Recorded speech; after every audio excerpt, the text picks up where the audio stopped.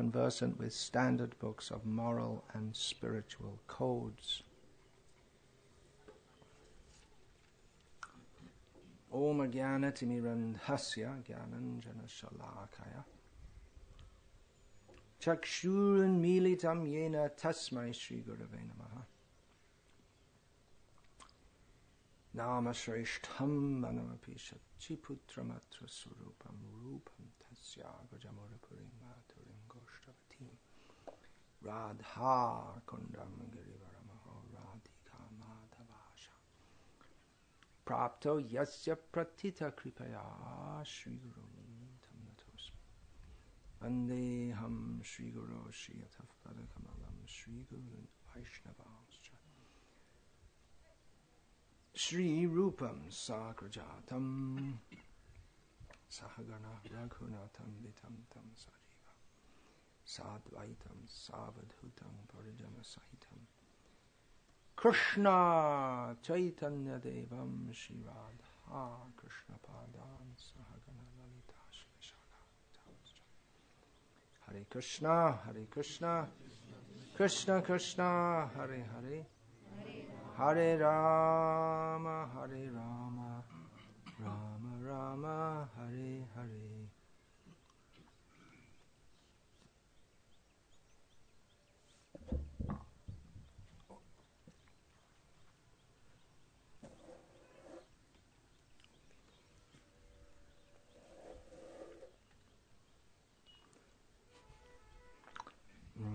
Within Vedic culture,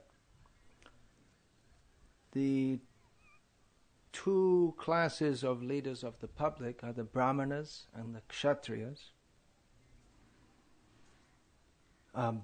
both of whose roles as leaders Srila Prabhupada mentions in the purport. He especially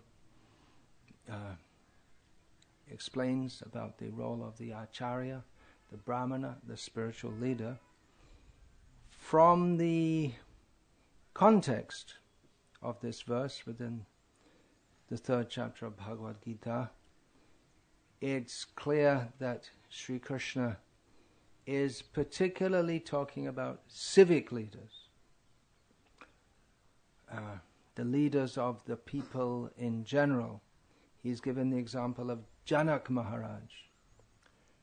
There are many great devotees of the Lord, among whom Janaka is mentioned as one of the 12 particular authorities. But Janak Maharaj is mentioned in this connection not only because he's a great devotee, but because he is a civic leader. The whole point that's being mentioned here is that one has to work. One has to do some work. One cannot simply retire from all activities, or at least Krishna is not recommending that. He's recommending, especially for Arjuna, he's not against the sannyas order. He speaks about that in Bhagavad Gita also. But for most people, they have to work in this world, and they should work according to their varnashram duty and be Krishna conscious at the same time. So Krishna is pointing this out to Arjuna, that he's a leader of the people. He's a kshatriya. People look up to him, and people in general, they tend to follow the civic leaders or secular leaders. The example of the renunciants isn't even meant for the common people. And the example of renouncing the world, most people are not ready for that. It's not recommended for them. So even if one is, Krishna here is making the point, even if one is very spiritually advanced, he has to consider not only his own spiritual progress, but seeing that others will look up to him. What example is he setting for others also?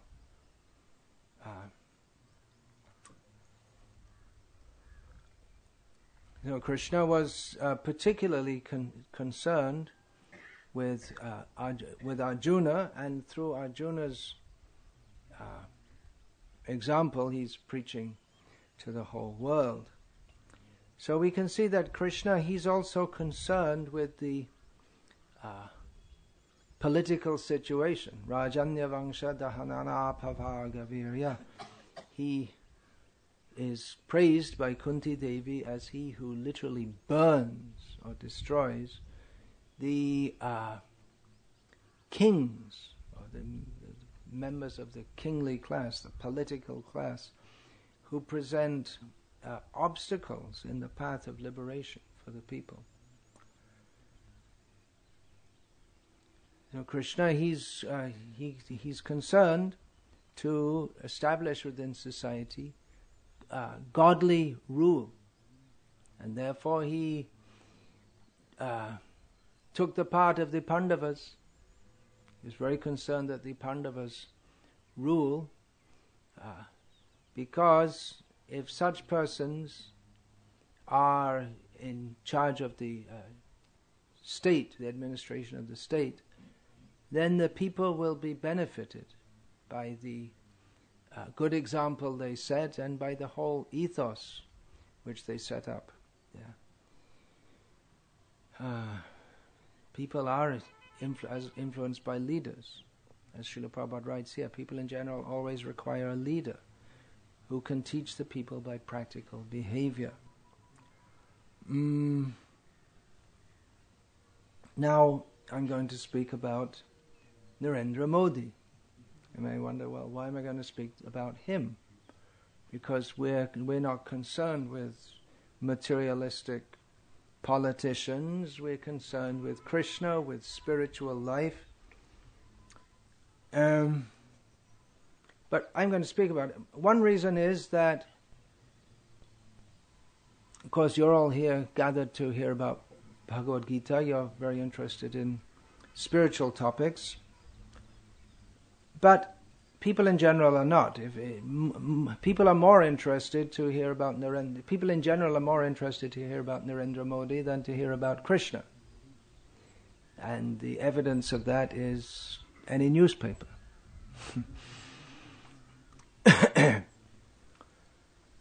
But we should also be concerned, especially because he is the head of the most important country in the world from the spiritual point of view, which is this country, India, which is supposed to lead the world spiritually. Srila Prabhupada was also interested in the condition of India. He would see the newspapers, especially at the time of the emergency. He was interested in what was going on. He wanted to meet Indira Gandhi and give her a program for managing the country, which included her retirement, because he didn't want a woman in charge.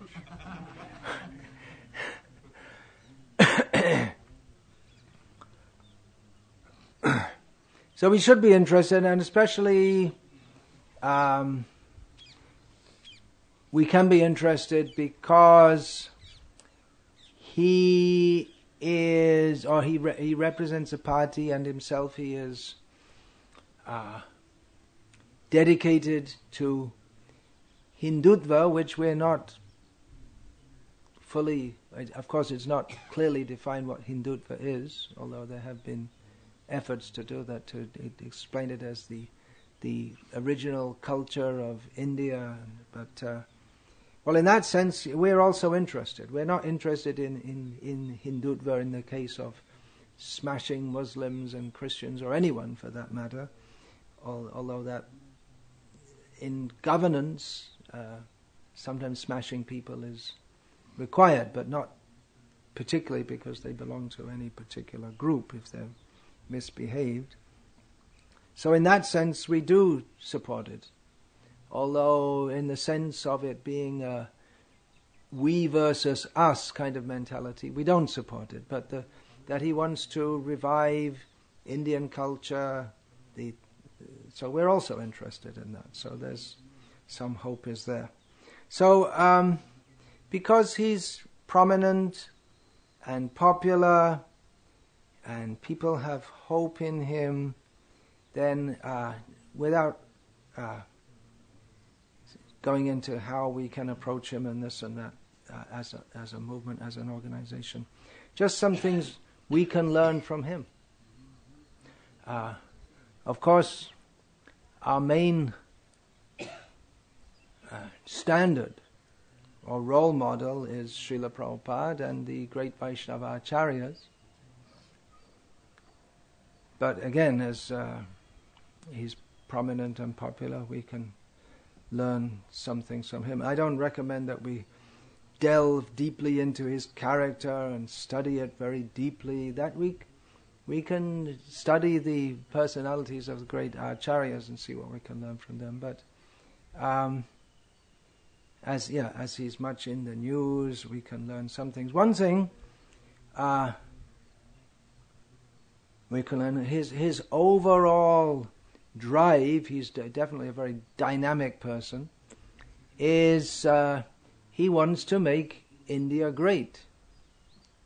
Well, we do also. Maybe not the same way that he is emphasizing industry and all these things, but actually India is great by her culture, and we're also interested. Srila Prabhupada is very interested in reviving the original culture, and that India should lead the world by spiritual strength.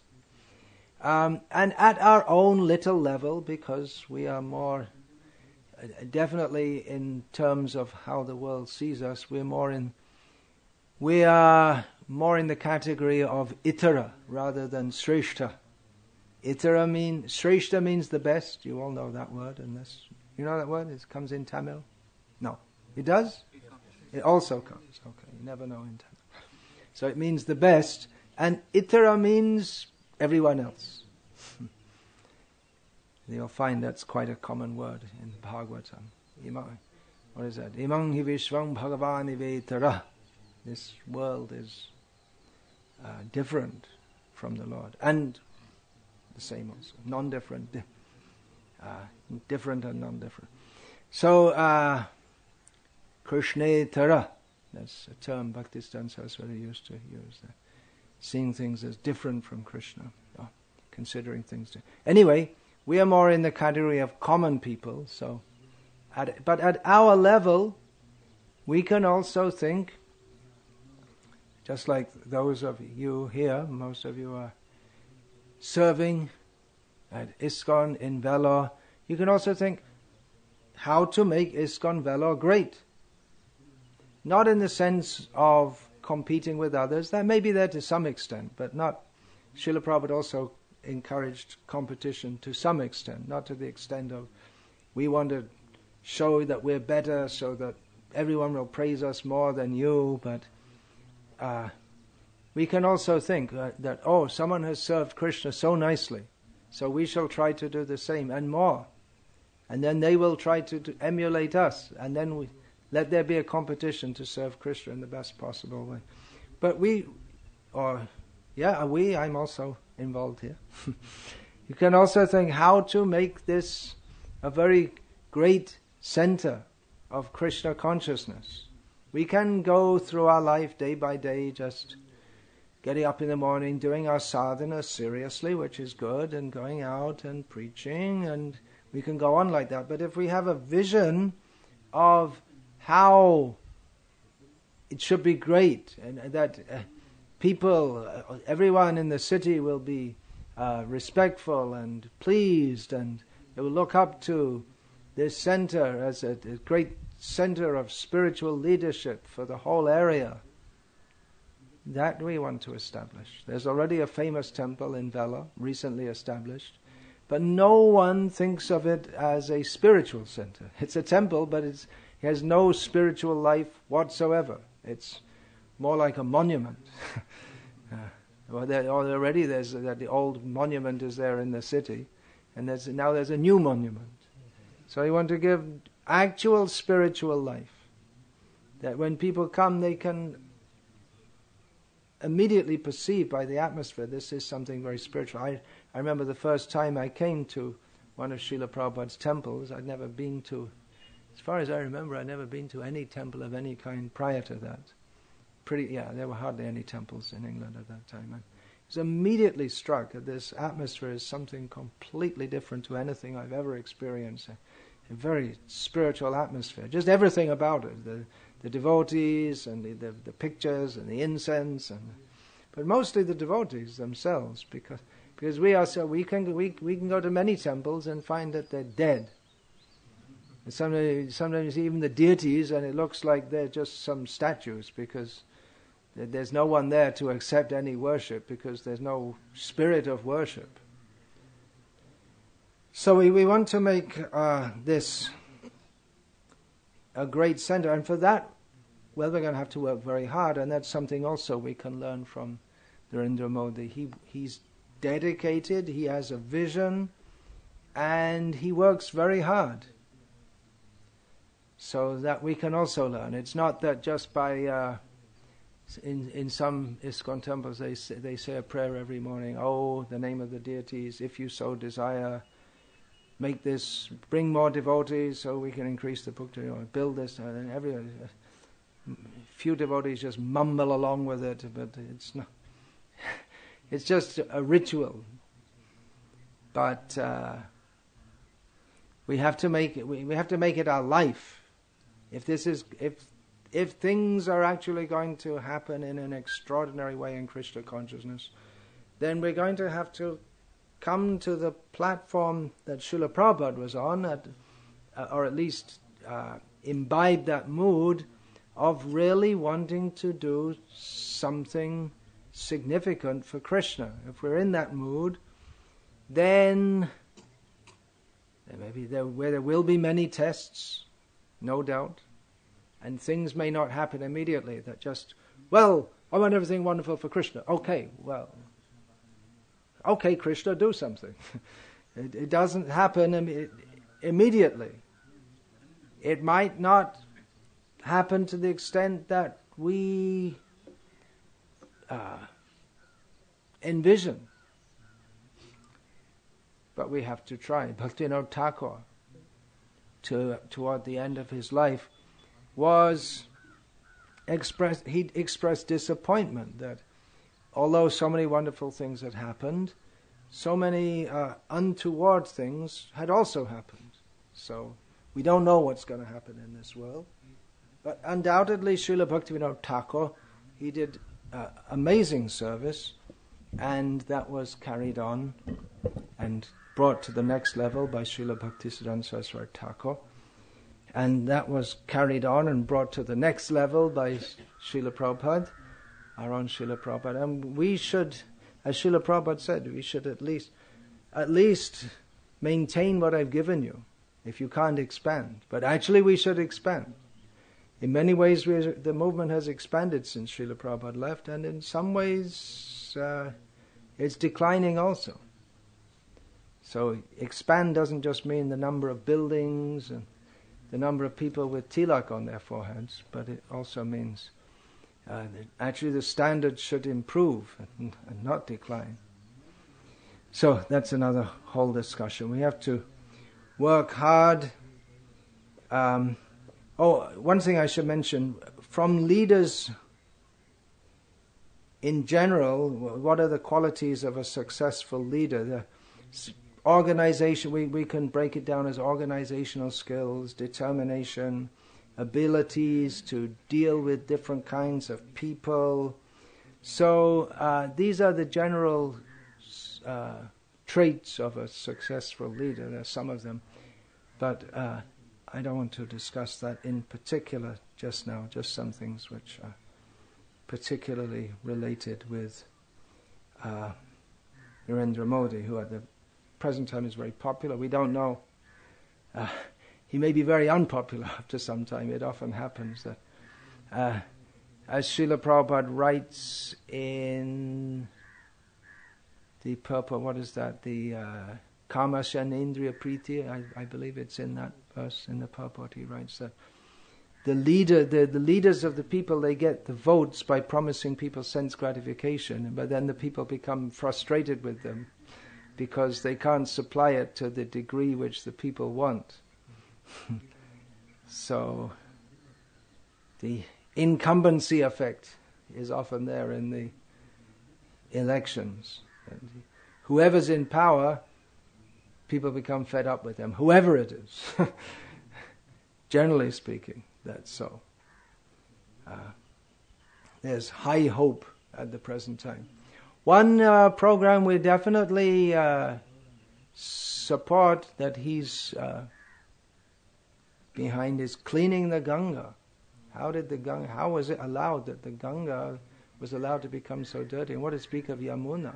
Is much worse condition than Ganga. So we'd very much like to see that. We should support that. But he also has a program of industrialization. I don't see how the two things are going to go together very well, because much of the industry is polluting the rivers. In the Western countries, they've managed to combine the two things, but they've cleaned up the rivers.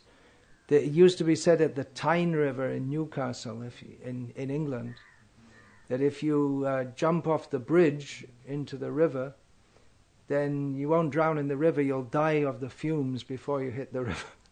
I don't know if that's an exaggeration, but it did come in the news in the River Thames, the most famous river and the biggest river in England. It's about the size of some minor river in England, in India.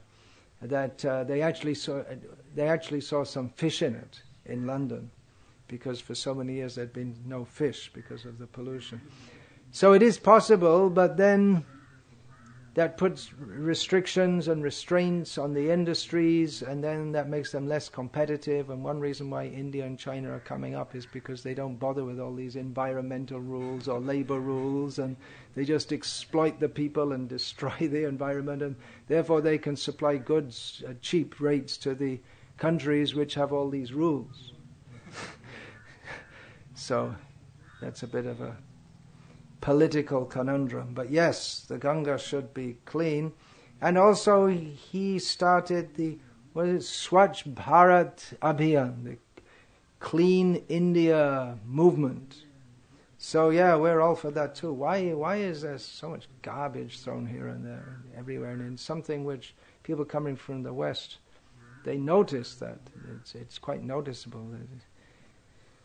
Piles of garbage everywhere. One theory I have is that traditionally there was the class which is called in Indian English the scavenger class, or their job is to clean up, but there are not enough of them to do the job. So, but still, it should be. Shouldn't have all this. So we should also in our temple. I see in our temples in India we have these beautiful temples, and there's just so many places. There's just garbage is thrown everywhere.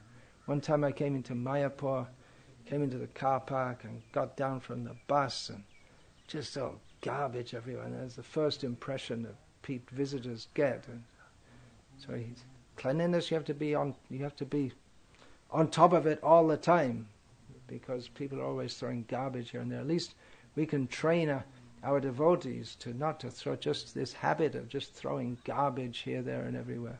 Just like yesterday, I arrived and garlands were being offered to me, and one was in a plastic bag, and one devotee just took a garland out of the plastic bag and threw it down on the.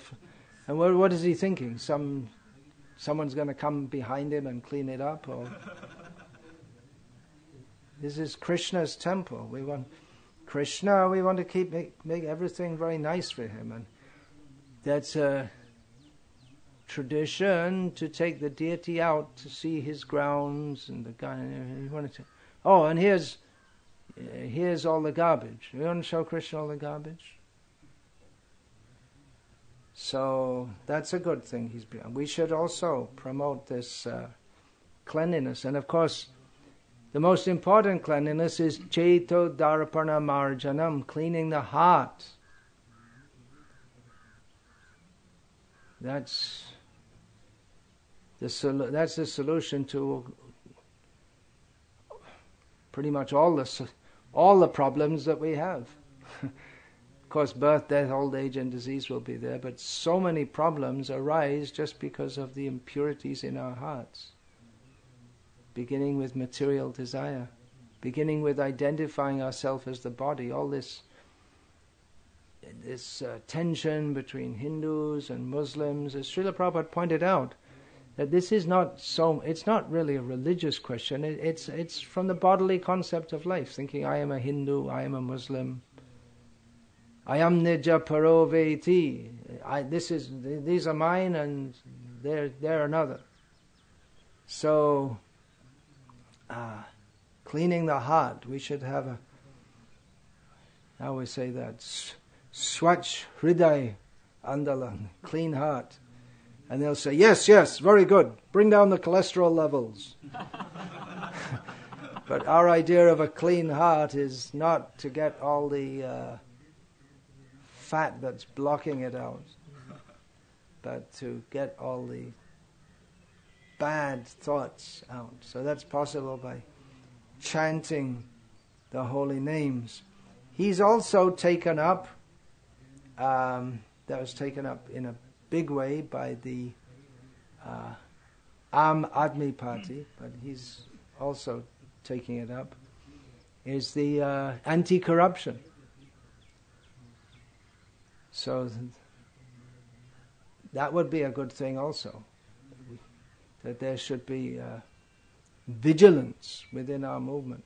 Of course, generally we don't discuss these things much, but considering as there's lots of money at our levels, we're not talking about the thousands of crores floating around at the top governmental levels, but at our level of being ordinary people, there's lots of money floating around our movement, coming in and going out, and there's not much supervision at an executive level. So let's not say I suspect, but let's say that it would appear that, considering the culture of the country, that there is good likelihood of corruption, monetary, financial corruption within our movement, and it's not an issue which has been addressed or even thought of very much within our movement. From time to time, cases emerge, but prevention is better than cure. If we can get systems in place to stop that. Of course, it's very difficult to have foolproof systems, or if they are, they become so restrictive that it's difficult. What is this double signing and all this kind of thing? But you can always bribe the person who's signing also. But there are ways to be corrupt even in systems that try to stop it. And even in China, where people are executed for government officials are executed for corruption, from time to time they execute people. So it means that simply executing them doesn't stop the corruption. But it's something which we should be aware of, that temptation will be there. At least we can say temptation will be there. So we should, at the very least, try to make systems to stop any corruption. There's a saying that, what is that? Locks help to keep honest people honest.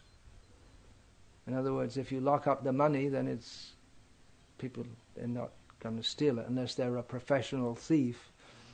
But someone who's honest, generally, if they see some money lying around and there's no one there of course nowadays everything's under video surveillance. But, not everywhere. So people may think that, I could just put this in my pocket and no one would know, and after all, I need some money for this and for that, and obviously they don't really need the money that much, otherwise they wouldn't leave it lying around. So locks help to keep honest people honest. So similarly, there should be some system. Exactly what that would be, I don't know, but there must be such systems. Also, one thing, he's not only does he work very hard himself, but he's cracked the whip on government officials, government employees, that you have to be at work on time, and you have to. He's trying to do something with this massive sector of government employees. Generally, people in India think a government job is a good job because you don't have to do any work, and you can't get thrown out of the job. So he wants to crack down on that and get them away. It's a massive drain on. Apart from the black money going out of the country, even if the black money's in the country, then at least it's circulating and doing something. But if it's outside the country, then it's just it just deteriorates from the country's development or whatever you want to call it. But the huge amount of money is spent on government organizations and often very unproductive. So he's right in doing that. And we should also see that people don't join our movement to become sadhus and just find some corner to hide away in and just do a little semblance of a little service and it solves the chapati problem. There's sadhus.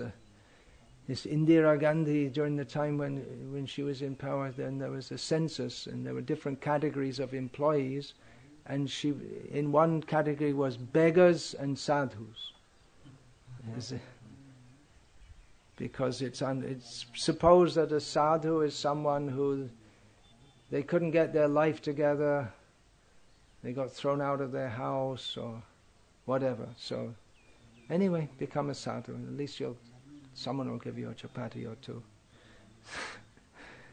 So there may be such sadhus, but we shouldn't be such sadhus. Again, we should be busy and active, and we should see, as Srila Prabhupada said, that the temple is not a place for lazy or crazy people. Everyone should be active. It doesn't mean also that we don't give time for sufficient rest and sufficient time for self-study and all these things, but we should see that everyone is busy and engaged. And another thing he's cracking the whip down on is that don't live a high life on the government payroll. When he goes overseas, he doesn't bring a big retinue of people with him. He just brings the number of people needed, because it's of course, considering the thousands of crores that the government is dealing with, to take a few extra people with you when you go to Brazil or America or Japan or wherever he goes wouldn't be very much. But he's doing that clearly to set an example, and he's told the government ministers and this and that, when they fly around here and there, it's understood they're going here and there, and they're going to fly because their time is also valuable. We used to see traveling in the trains political leaders, but I guess they're all in the air now mostly. But no first class travel, he told them. You get in the economy class. Don't spend extra. If you want to go first class, then you pay yourself. But don't put it on the government expense account. So that's good also. Srila Prabhupada, he was also concerned about this, in India especially. In the West he didn't mind so much. He thought that anyway the devotees are collecting all the money, and let them spend, as long as they're spending it for Krishna one way or the other. But in India he was very concerned that money is coming in from overseas and we shouldn't spend any of it for anything more than we need. So we're living on public largesse, we're collecting funds from the public, and we shouldn't lead a high life or spend unnecessarily, thinking that, well, there's plenty of money. If we need to spend, we'll spend. Just like I can give myself as an example, that for years I used to travel by train. I still do sometimes, but nowadays if it's a longer journey, I'll travel by plane. So that's for health reasons and also time reasons, because time is saved, but because of health problems. So that may be considered. Srila Prabhupada, when he first started traveling by plane, he would go in what in America was called coach class. That's the cheaper class. Then later, devotees arranged for him to go by first class. So, yeah, we shouldn't. Of course, householders, if they have their own money, then which they're generating by honest means, then we're not to dictate to them how. But he's quite dynamic. But the idea to retire at a certain point. So that's that's good also, that someone has a position within our society for the sake of serving the mission, and it's not necessary that they stay on and on and on. They can retire at some point, even for the sake of their own spiritual development. When you get older, toward the end of life, you just want to concentrate on hearing and chanting about Krishna. And there's also the point that if one is in some position, one may become attached to that and see one's identity like that, and forget that my real identity is to be a servant of Krishna, not to be a ruler of my little project or whatever it is. Of course, there could be many things, but I just made a few points here. One thing is that in Gujarat, especially, maybe in other places also, his name Narendra Modi is often shortened to Namo. So that's the most important thing. We can learn to bow down to Krishna. Namo Namaha. Vaishnavebhyo Namo Namaha. So that we don't learn directly from him, but from that acronymical. Is it an acronym? Yeah, I guess it is. We can always remember to bow down to Krishna. So there's just a few points. Hare Krishna.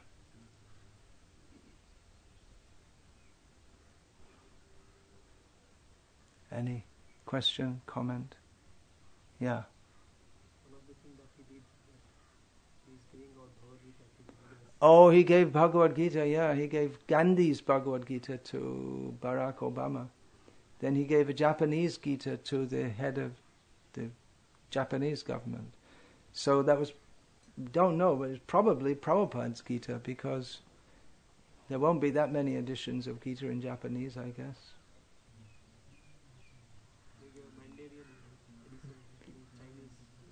He gave to the Chinese president a Mandarin edition. Again, that's likely to be Prabhupada's, because unless he's making a point to get some other edition.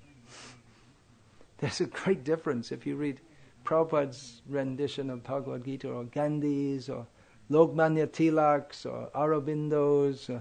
It's something. You would think you're reading a completely different text.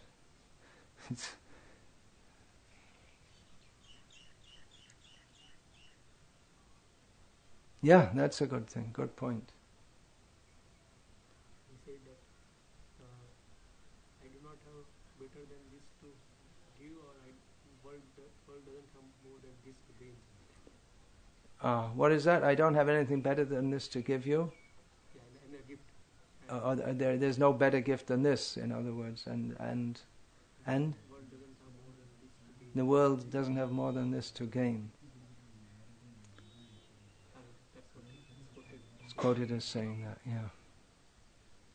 So that's good. He's giving out, so that he wants to promote that this is the gift of India. Otherwise, what do you give to a leader? What do people give? Some handicrafts or something like that. I don't know. What do they give as gifts? I have no idea. But it's come to public attention that he's giving Bhagavad Gitas. So that sentiment for Bhagavad Gita is there. We saw in that case in Russia, Tomsk, I think was the name of the city, when there was a case made against Bhagavad Gita as it is, that from all sides, well, probably not from the BAM, for the left front, but from the Congress, JD, as well as BJP, there was a great outcry that how can they be against our Bhagavad Gita? So that's good.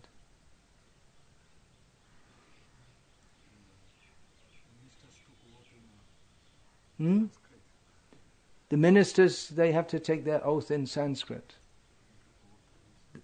They took their oaths in Sanskrit. Yeah, so some interesting developments. I believe also the RSS BJP program is to rewrite the history of India and make it more accurate. The history that's taught generally is that which was inherited from the British. It is a sensitive topic because there's a lot of, if you're going to write the history as it is, there's a lot of bad dealings during the time of the Muslim rule, Mughal rule, we should say.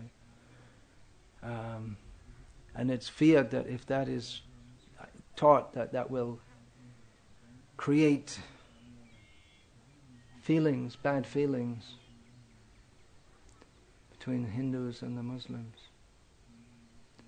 But anyway, the truth shouldn't be hidden. But then, what is the history? History is all subjective anyway.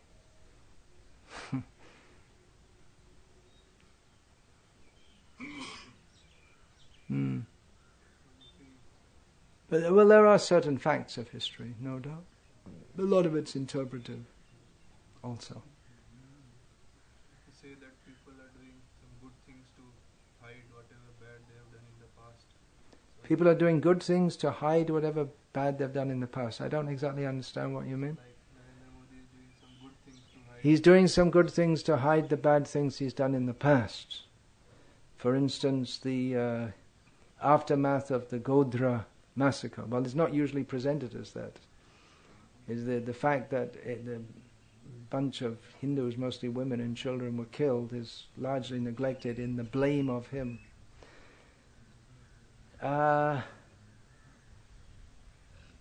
because I'm not making a case here that we're going to make Narendra Modi the 13th Mahajan.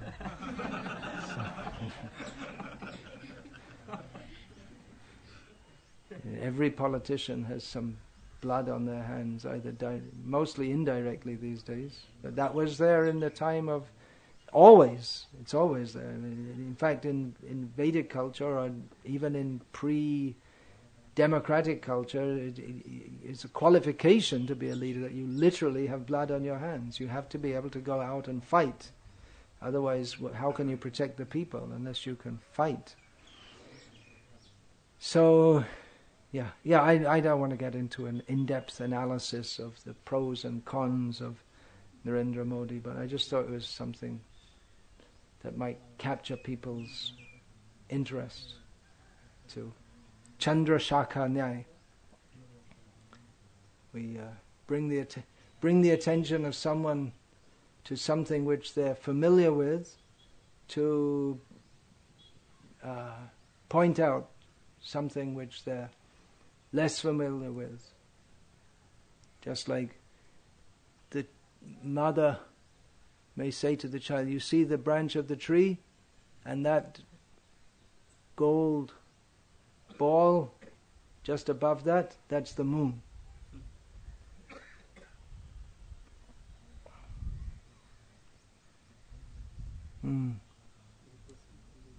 Yeah. Say that we can support the initiatives of cleaning Ganga and other cultural projects. Can you please elaborate on that? There are rallies that take place for those projects. Can we join? Rallies for... How far should we go in supporting such projects as cleaning the Ganga? There are rallies for it. Yeah, we can go to such rallies and chant Hare Krishna, do Hari Nam, and hold up a banner saying Jai Gange, Hare Krishna, something like this. Why not? That was a standard thing that devotees used to do. When Srila Prabhupada was in some of the earliest days of the movement, there was some peace march and devotees joined and chanted Hare Krishna. So why not? We can join that. It doesn't necessarily mean, when we join such rallies, doesn't necessarily mean we support their cause, but in this case we do. So yeah, we can chant Hare Krishna and distribute Prabhupada's books and distribute prasadam. How far we want to go, that's something that as a movement we have to discuss. That there are devotees in our movement who are talking about kshatriya activities adjusted to the modern day. That means interacting with the political leaders. So